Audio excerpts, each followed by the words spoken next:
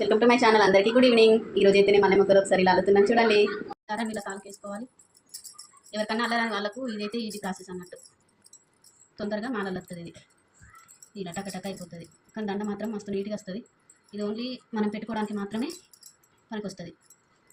దేవునికి మాత్రం ఇలా అల్లి పెట్టకూడదు.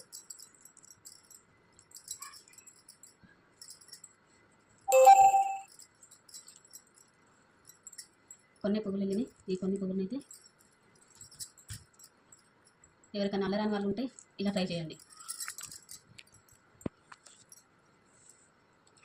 నేనైతే ఒకళ్ళ సహాయం తీసుకుంటున్నా.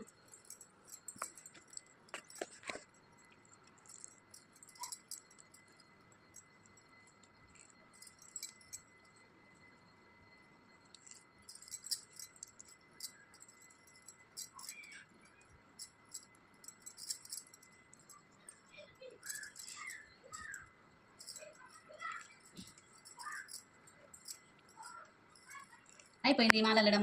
మనం ఇక్కడ ఏళ్ళ దగ్గర కొంచెం ఇట్లా లూజ్ చేసుకుంటే ఈజీగా ఇట్లా తీయచ్చు. ఎలా ఉంది దండ? ప్లీజ్ సబ్స్క్రైబ్ చేసుకోండి.